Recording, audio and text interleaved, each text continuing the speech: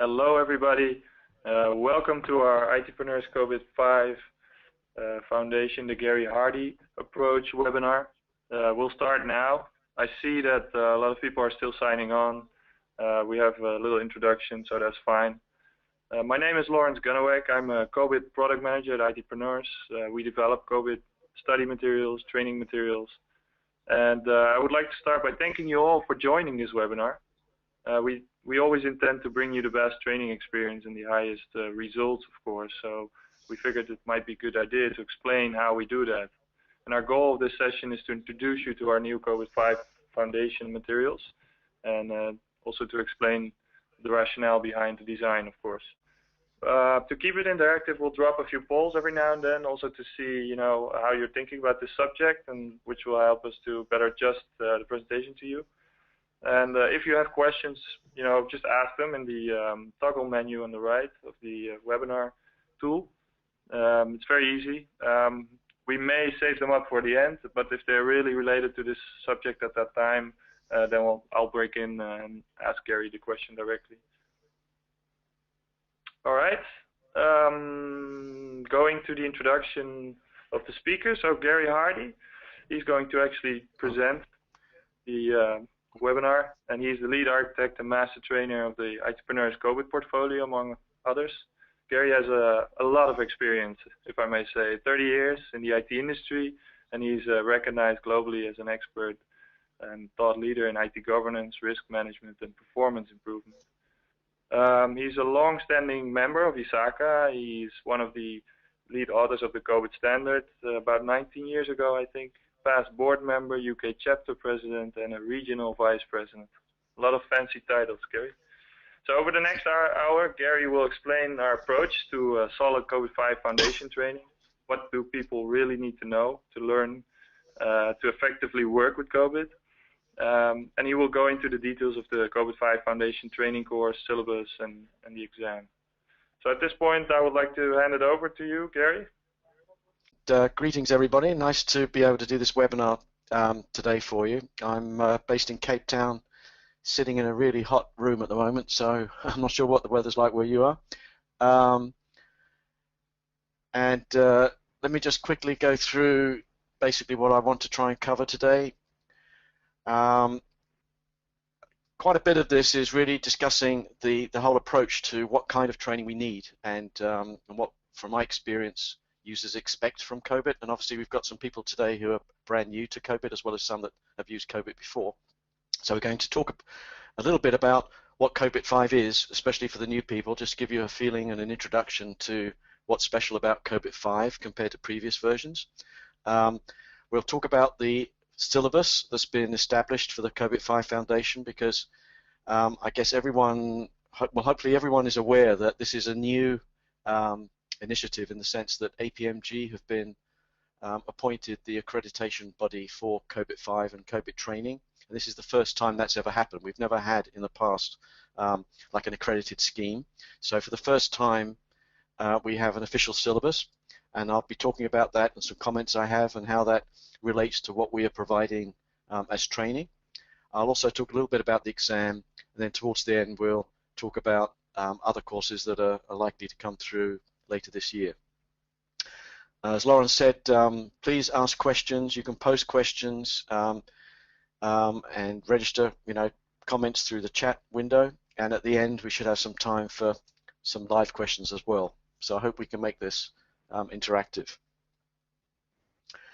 And I suppose the essence of this, look at my own personal kind of passion with this topic, and the reason why I've become and became very interested in the education around COBIT, was really in the earlier years the frustration of meeting too many people who had just picked up one or two of the COBIT books and had understood, well, they thought they had understood what COBIT was about, but in reality had only skimmed the surface or picked only one particular part of the COBIT material. And this slide talks about a fool remains a fool if he's using a tool inappropriately. The other slogan I tend to use is, best practice is only as good as the people that use it. And so if we haven't got the right kind of people understanding this and using the practices, not just COBIT but ITIL and all the other practices properly, then the value of those best practices really is seriously diminished.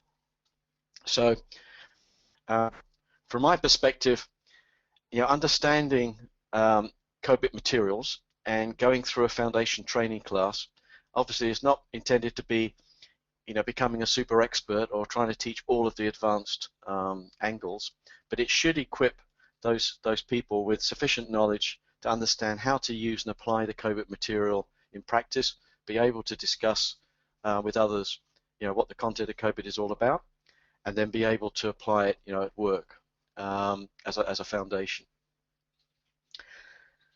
So Lawrence, the next slide.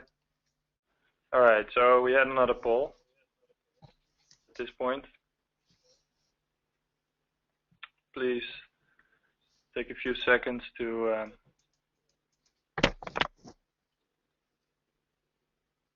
see what are your biggest challenges in your organizations.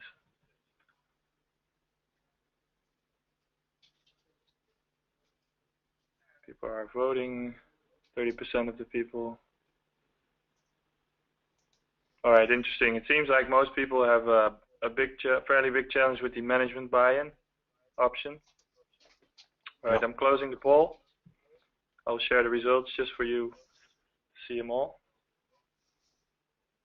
So most people have trouble with the management buy-in, Gary. Back to you. Yeah, and that ties in with my own view, because I hope you'll see, those of you who are new to COBIT will realize that COBIT is at a high level. IT governance is by its definition at a high level, and one of the challenges is getting management at the high level to actually buy into this and drive it from the top. So it's one of the fundamental challenges of understanding COBIT is to be able to articulate the COBIT message to the right level of person, which is generally management and business people rather than technical people. So okay, let's move on. This slide just gives you a kind of chronology and a history of how COBIT has developed over the years. So we're now in the 5th version, and originally the purpose of the COBIT material was to provide a common language for audit, management, and in fact business people as well around, so what is good practice for IT, rather than relying on the opinion of a whole variety of auditors, from the big firms, and even between the big firms, potentially different opinions, to individual consultants, to individual auditors, to internal auditors. So the whole concept originally, up to about the year 2000, was driving a model of good practice that could be understood by IT and business people, and would be based on accepted good practice. So through the analysis of all the various standards and best practices, provide a one-stop shop almost for all of that guidance in one model at a very high level. Then around 2007, 2008, the notion of IT governance became a kind of hot topic, and has become a bit of a buzzword, to be honest. But it's all to do with the fact that around that time there was more and more recognition that IT needed to have a much greater business engagement, that there was a much greater need for business understanding of how IT could enable the performance of an enterprise, and that the challenge really was seen as a lack of that engagement. So a lack of involvement by senior people, a lack of involvement by business people, and a lot of mystique around IT in general amongst non-IT people. So the benefit of the COBIT material being easy to follow and in plain language, combined with that kind of pressure and understanding in the marketplace, led to this whole topic of IT governance. And so the COBIT material that went into COBIT 4 and then 4.1 brought in the whole governance topic and included governance practices. And then I think the realization when we began COBIT 5, and by the way, these versions are typically 3 to 4 year life cycles. So COBIT 5 came out in 2012, but actually the project began in 2009. The realization for COBIT 5 was that we need to make it much clearer in terms of what governance means and what management means, and we need to update the material to be truly a proper governance framework. And I'll explain in a moment some of those key features. Obviously in this webinar I can't go through the whole, concept of COBIT 5, but I'm just going to give you the highlights. So we talk about COBIT 5 being one single integrated framework, and that particular point is really, there's two sides to that particular point. One is that within ISACA itself, there became a proliferation of guidance materials. So COBIT was always like the anchor framework, but some of you may have heard of Val IT, and then there was Risk IT, and then there was an auditors framework, and then even a security framework known as BMIS. And the conclusion was this was getting too complicated. Although the research was very valuable, the problem was that people were getting confused. It was just too much to swallow. So COBIT 5, one of the key development activities in COBIT 5 was to consolidate all of that material into the one new COBIT 5 framework. So all of the very smart research work on Val IT, which is value management, was brought into the COBIT 5 model at a much easier to comprehend level, and the same is true of Risk IT and the other things. The other aspect of this is that we try to promote the notion that there is only one governance framework in an enterprise, and that includes the argument that we shouldn't make IT governance some parallel frame of reference, because the danger will be that we'll just promote and prolong the notion that IT is somehow separate to the way an enterprise works. So the single framework argument is having one approach for governance that includes IT, and one model from ISACA that drives and supports that. The other points on this slide talk to, or the one on the left, which is really it's always been the case, is alignment with other relevant frameworks. So COBIT, if you haven't realized that, is based on the analysis of all the best practices and standards that are out there. Originally 57 were used. Now it must be up to 70 plus, and every version is a refresh of the latest. So for example, ITIL, during the development it was ITIL version 3, then it became ITIL 2011. So there's always, and it's never ending, catch up and a realignment. The enterprise coverage, which I'll talk about again in a second, is one of the most fundamental adjustments. So the COBIT 5 model has really emphasized that this is not a model just for the IT function, or that IT and IT processes mean just for the IT function. It's a model for the enterprise's use of IT in the enterprise, and even beyond the enterprise. So all of the processes in COBIT are enterprise-wide, business and IT functional activities. So one of the examples I often use, especially for guys who are probably on this call who are from an ITIL background, change management, which is a key process, now is the change of business process as well as infrastructure applications and the technologies. And the other kind of key change has been the move to a new assessment method based on the 15504 standard, which I'll touch on as well a little bit later. Okay, Lawrence?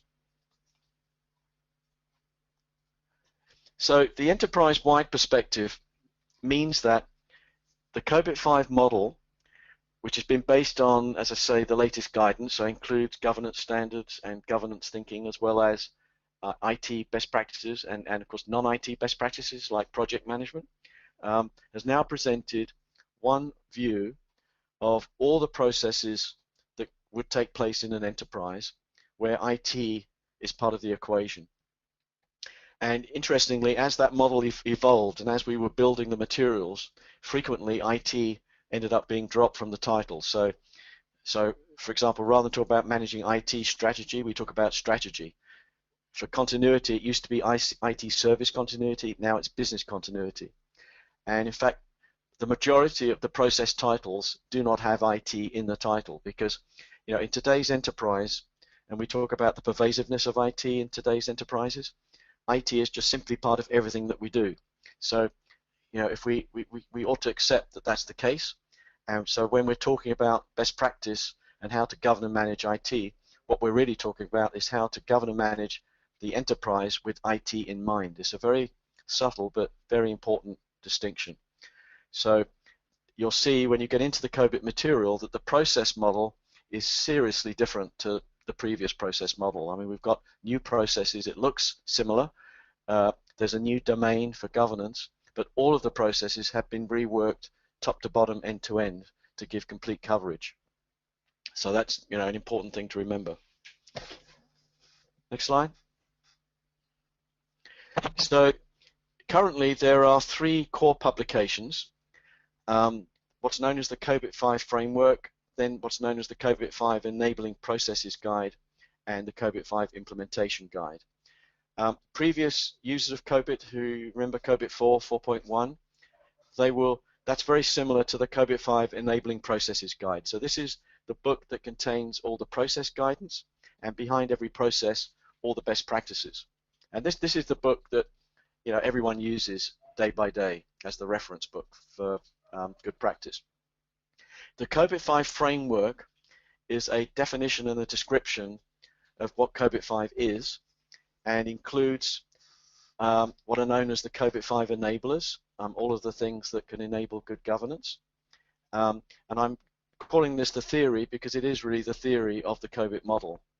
And then the COBIT 5 implementation book is something that's been around for a long time, but thankfully was now kind of identified as a core book and given more prominence, because historically a lot of people didn't even know this book existed. So the COBIT 5 implementation book is the methodology for driving continual improvement of IT governance using COBIT as the source, as well as all the other best practices.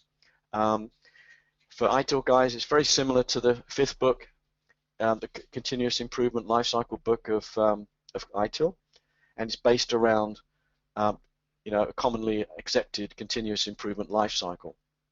But it emphasizes the importance of wrapping around that proper program management as a program of work delivering business value, and includes change enablement as a stream, because it's been recognized by everybody that enabling change and influencing senior people and even changing culture is a key component of making the use of COBIT successful in the implementation of IT governance.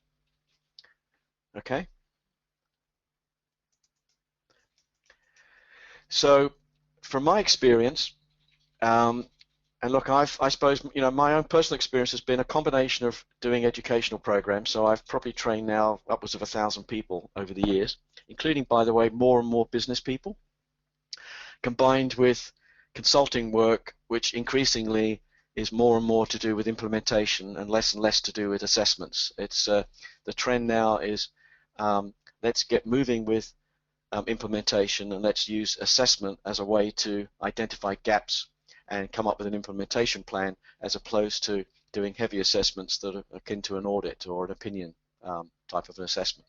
And so I find that the users of COBIT who are now in that situation, whether they're in an enterprise or whether they are consultants or advisors or even auditors, need to understand the fullness of this topic.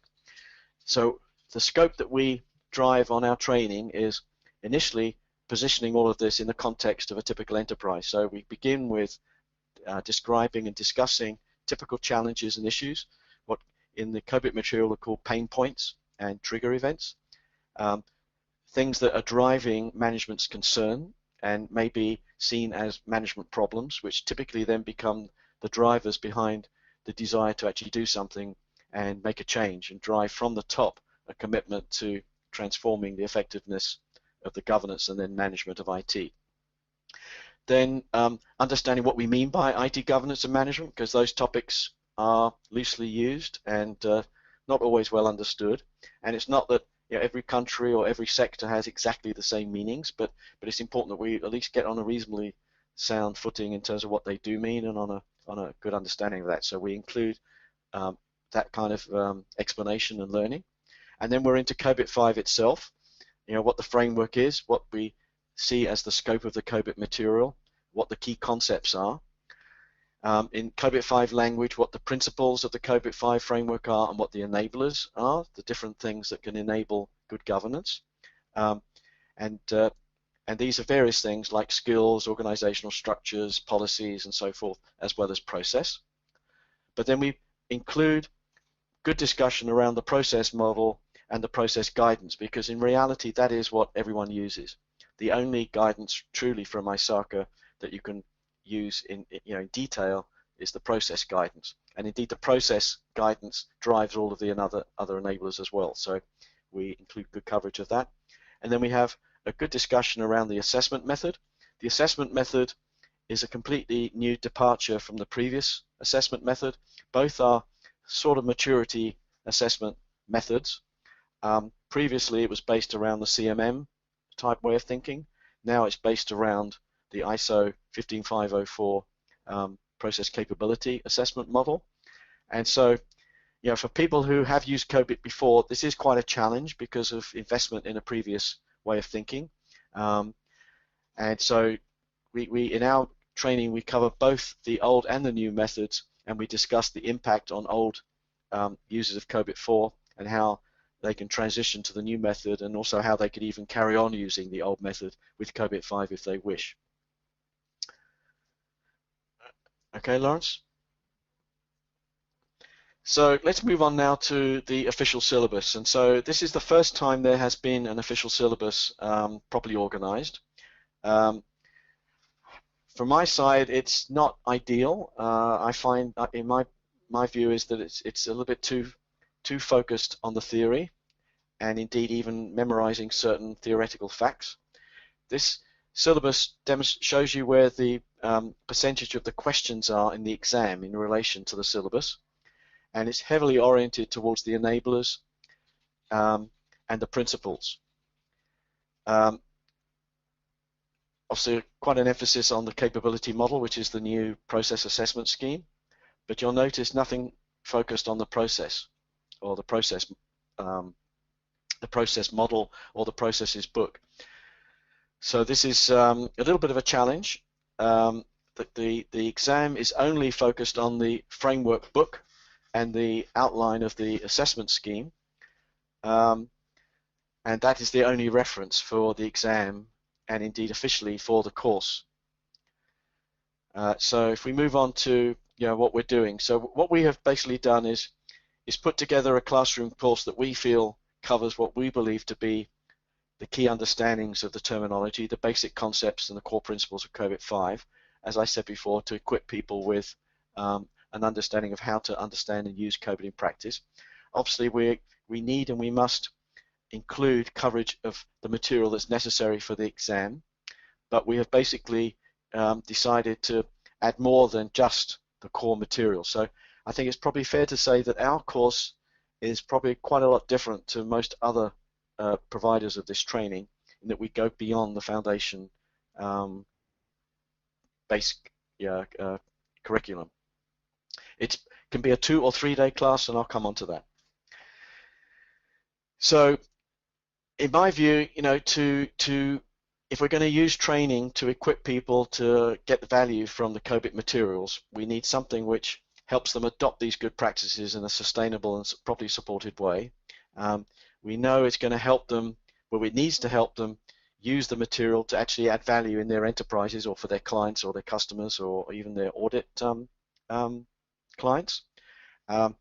So the understanding, even at the foundation level, should be sufficient to be able to explain what that path is and what the organizational changes are that are needed, and how the skills that are required, through the COBIT material training can help equip people to, get their organizations up to speed with better governance, better management over time. It's a long process and it isn't done overnight, but the educational approach, in my mind, must help people understand how to do that.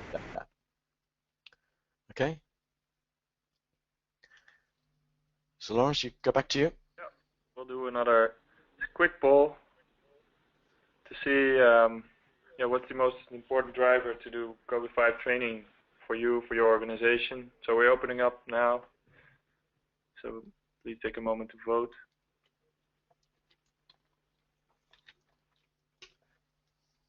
And it seems that most people want to learn COBIT from scratch, which is very interesting.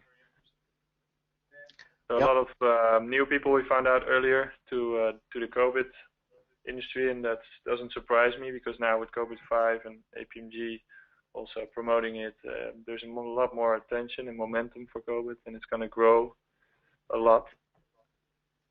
So it's interesting. Lawrence, okay, what is the actual? yeah, I'm closing it. I'm sharing the Okay. results now, so it's 50-50 almost, or 40-40. Yeah.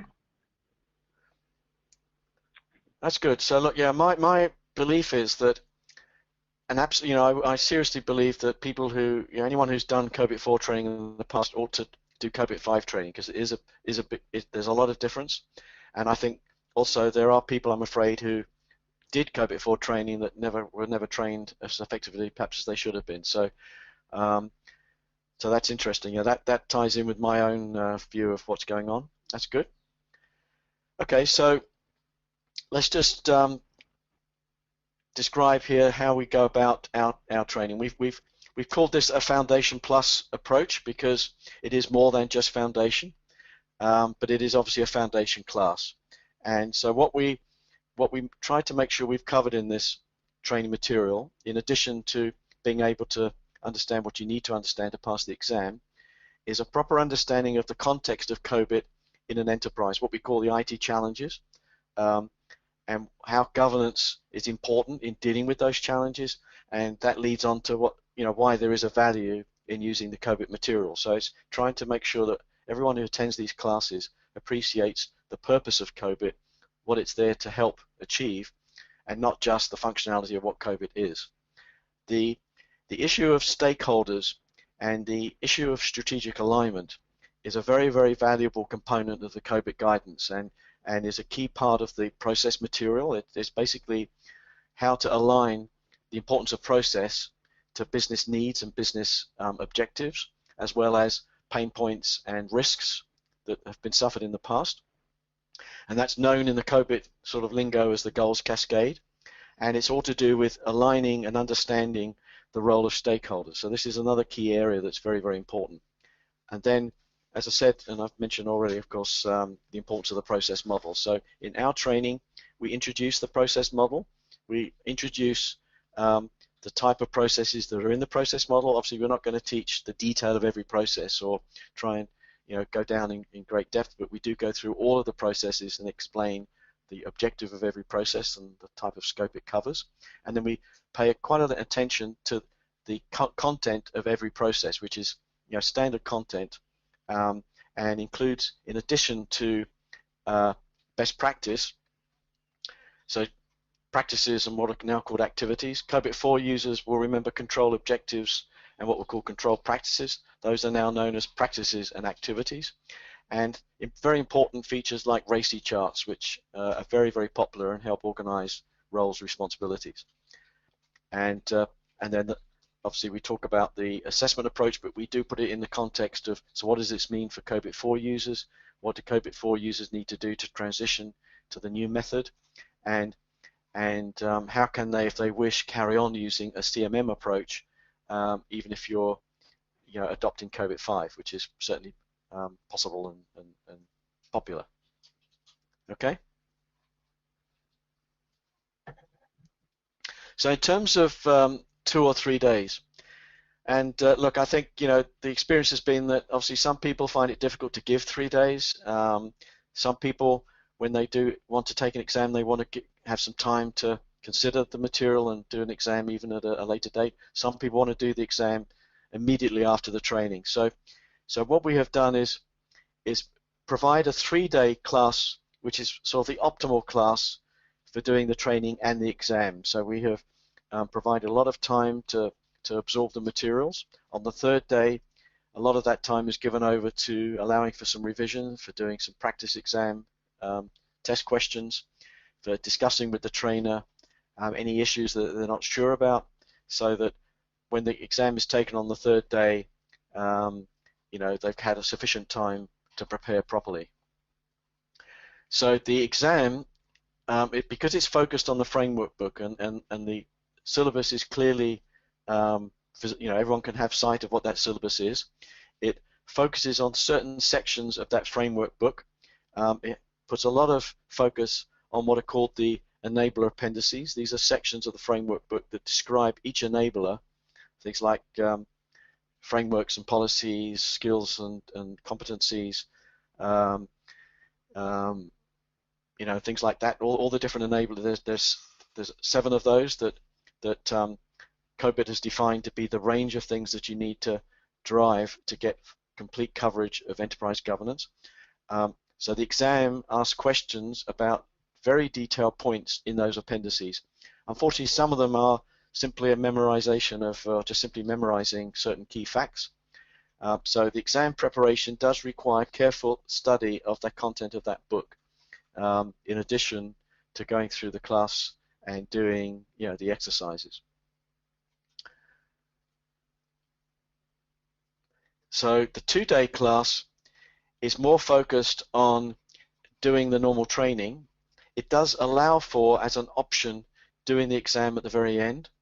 My own experience has been that that's unusual, and typically if you do a 2-day class, I found, at least from my experience, that the exam then is something that's organized on a subsequent date. The 3-day class is the one that's recommended if we, if the goal is to do the full training and include the exam. Okay.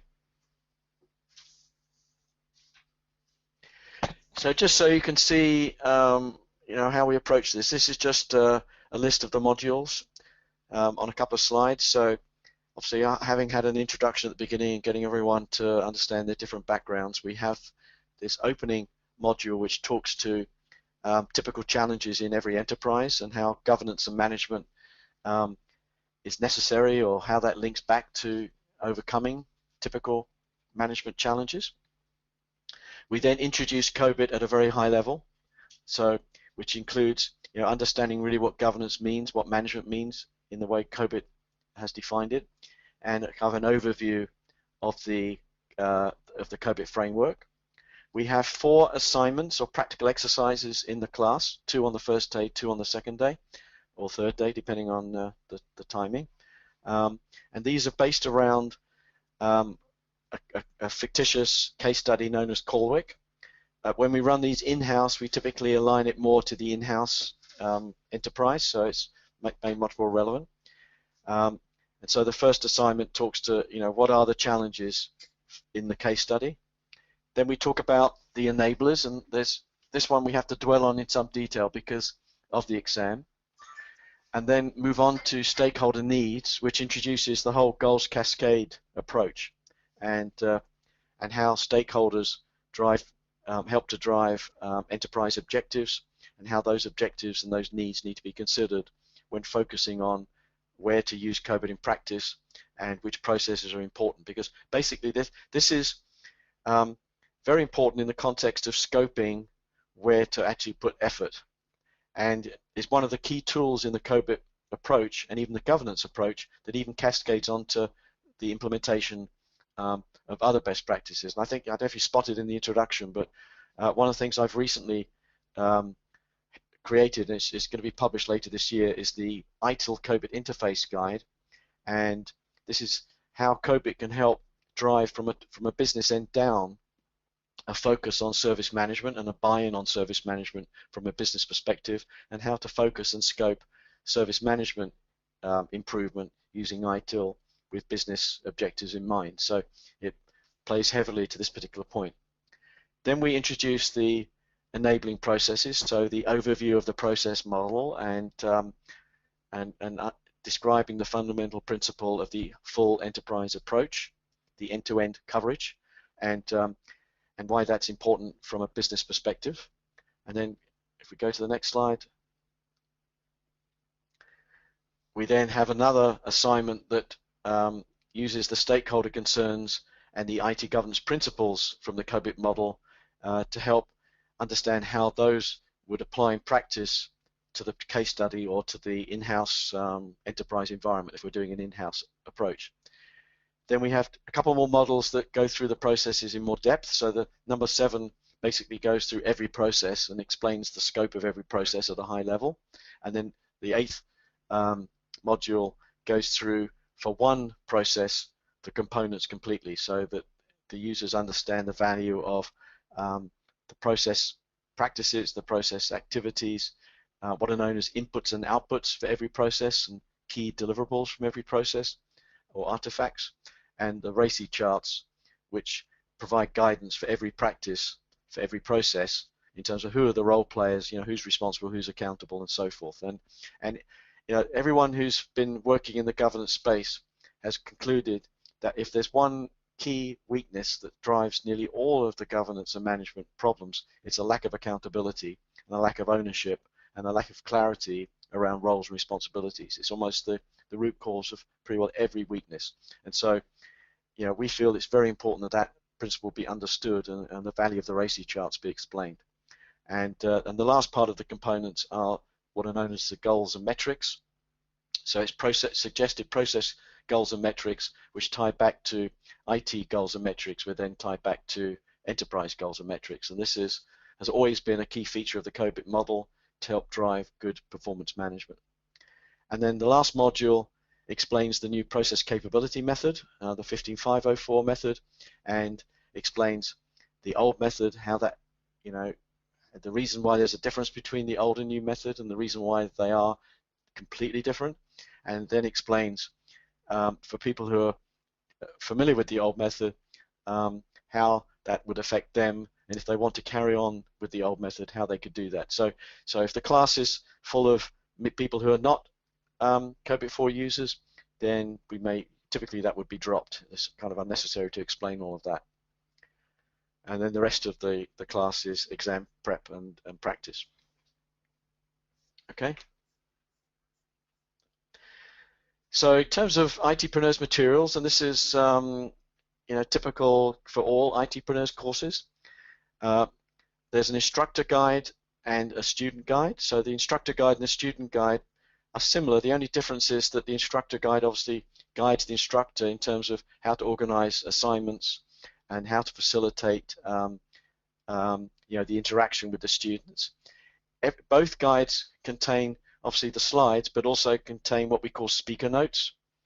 And those speaker notes serve two purposes. They help obviously the presenter, but they're there also to provide more content for the learners as a record of the detail on that particular slide's topic, and just help avoid cluttering up the slides with too much detail. So typically the slide talks to the key points and uses diagrams and so forth to explain the point that's being communicated, and then the speaker notes support the detail behind that.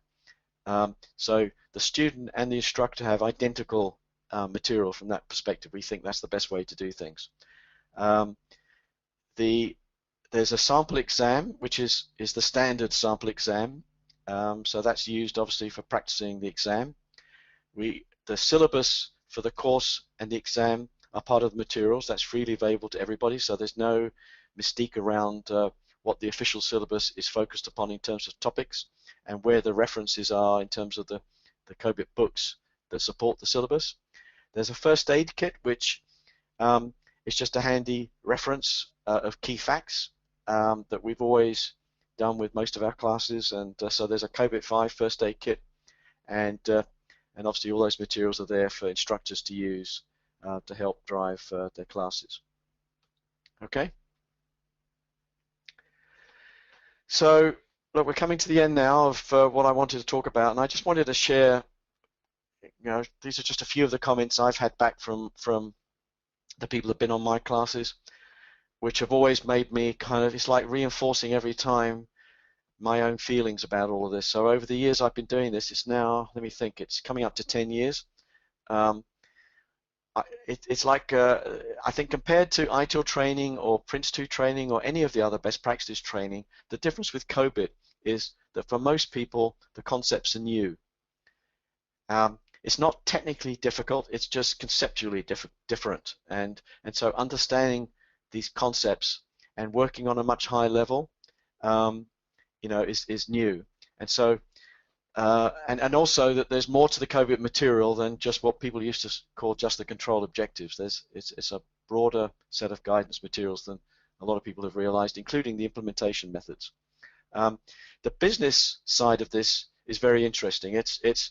And I think I mentioned at the beginning that I've been increasingly doing this with business people and very senior business people, and internally in the Deloitte firm where I work, increasingly the non-IT sort of audit guys, more the business risk people, and the IT people increasingly come to realize this is really business guidance around how do you use IT effectively, And for business people, to some extent, they find it even easier to understand than sometimes IT guys, because there's no baggage, there's no preconceived notion. They just see this as common sense, logical, and practical. But the practical application is very important. So, we try to make sure that what we're doing here and the way we train our trainers and the way we convey this whole package is a focus on practical application and understanding the fundamentals to help people, achieve that. Okay? Okay, so let's move on to the exam. So the exam is a multiple choice question-based exam. It's 50 multiple choice questions done in 40 minutes. Can be done either on paper or over the internet. Can be proctored, physically or virtually proctored, so remote proctoring. And the pass mark is 50%. So you need to get people need to get half those questions correct. And I've already mentioned that we've got obviously sample exam and guidance in the course materials. Going forward, according to the information we've been given from APMG, and as far my intelligence on the from an ISACA point of view, is that this is the immediate plan in terms of courses and development of those courses. So we've talked about the foundation class, which is the fundamentals. There will be an implementation class. There was an implementation class in the past, so there will be, I hope, a similar syllabus for that. That syllabus has yet to be announced, which is basically, a course on the methodology for applying COBIT. And then there will be an assessor training class. Now, just to explain this briefly, and this is also something that hasn't yet been announced, but the intent that ISACA have, and one of the reasons why they wanted to bring in the new 15504 approach, was to enable certified assessors. So individuals who would need to go through a program of training and examination and possibly even experience to be able to be accredited officially as a COBIT 5 assessor. So this is something entirely new. We've never had this in the past. And so that training program is aimed at those people. There is in the COBIT assessor guide materials, there's a whole separate set of books that's the 15504 assessment approach. Part of that set of materials is a self-assessment guide, which is what will be used by individuals in an enterprise to do these assessments. And it's not clear yet. My understanding is that the assessor class will not be aimed at the self-assessment marketplace. So the self-assessment technique is probably going to be part of the implementation class, but we're still waiting for the syllabus for both those training materials to be announced. Okay. We did put together some time ago a very short online module that just explains in an hour or so the overview of what COBIT 5 is, and this is free and freely available. So we just felt this was, well, just a good awareness tool and to some extent a marketing tool from our side. So this is available freely. So please feel free to use this and to pass this on to others if you want to get a quick overview, in an hour or two of what the COBIT material is. And this obviously is a self-paced little e-learning module. Okay, so look, just to wrap up before we move on to questions, just go back to my own, well, this slide, a fool is a fool, a fool with a tool is still a fool, or looking at it from another perspective, good practice is only as good as the people that use it. So, obviously our focus and our whole approach here is to try to equip the users of COBIT to have sufficient knowledge to add value when they're using COBIT and know how COBIT is meant to be used and how to use it either in their enterprises or as an advisor or as a consultant. So I think we've got maybe 10 minutes max for some questions. I hope there will be some questions. Right, Gary. Please feel free. Thank you very much. We're getting some questions actually all along your presentation. So thanks for your wonderful presentation so far. So APMG recommends a 2 or 3 day course. So I think APMG doesn't actually make a recommendation. They give just the fact sheet and the advice to take the course, but not how long it should be. It's only what modules should be in there, what topics should be covered. But we recommend a 3 day course. Yeah. Can the syllabus and example exams be found at the APMG website, or is it only handed out via an ATO? That's correct. It's only handed out via an ATO. So if you take a training course from an official training provider who is accredited, such as Global Knowledge or any other, then you will definitely get the full access to the syllabus, sample exams, and whatever is available from the APMG site. This question is maybe for you, Gary. So are the COBIT manuals needed for the foundation course, or is the materials for the course, for the training course, just sufficient? I think the COBIT 5 framework book is needed, and what's known as a supplementary guide for the assessment scheme. So the COBIT 5 framework is freely available to everybody. It's a freely downloadable PDF, and the supplementary guide is something we include in our materials. And the reason I say this is because although we have included in our slides and in the speaker notes the content and the detail of all the things that are needed in relation to the syllabus, for a revision purpose, I find it's much easier to actually go to the sections of the book and just refresh those sections. Otherwise, you have to hunt back through the slide pack. So the course covers all the content. We try to make sure that we explain in the training all those key facts, but from a revision perspective, my recommendation is to use the framework book and go to those, and the syllabus points to the exact sections of the book that are used for the exam. And it's just unfortunate from my side that too many of the questions, look, and I've done the exam myself, so I know, too many of the questions I think are memory tests of content of that book. So I just tell it as it is basically and recommend that be done. Okay, that's useful information, Gary. Thanks. There's a question about extra time for non-native English-speaking people in the world. So yes, people will get 15 extra minutes if they apply for this at least 2 weeks in advance of the exam, so not on the day itself. So this is very strict. So you have to actually apply for it beforehand. Yeah, and look, I would say that for non-English speakers, that's another good reason to carefully study the book and give time for that, because it is obviously more difficult for a non-English speaker to understand the questions and understand the content. So yeah. All right. There's a question: how does one request access to the free online session that we just showed? So I'm showing a screen which has our email addresses. So if you would send me an email address, then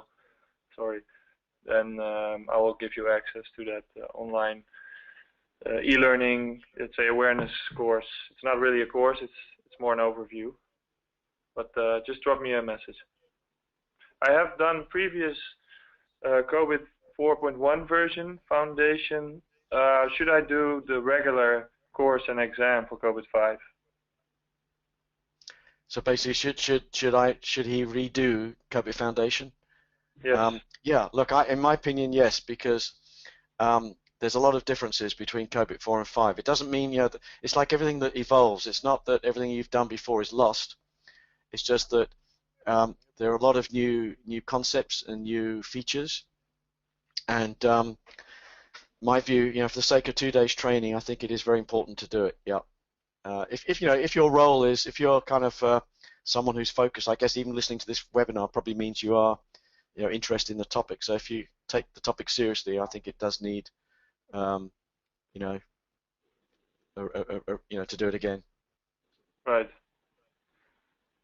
Is it mandatory to take a course to take the exam, in order to take the exam? No, it is not. So you can also self-study, choose to do that. But like Gary has explained, it's a lot of different materials, different books. It's a lot of theory, and then again, you need probably some guidance on how to actually use that theory. So we always strongly recommend to get an official, accredited training course.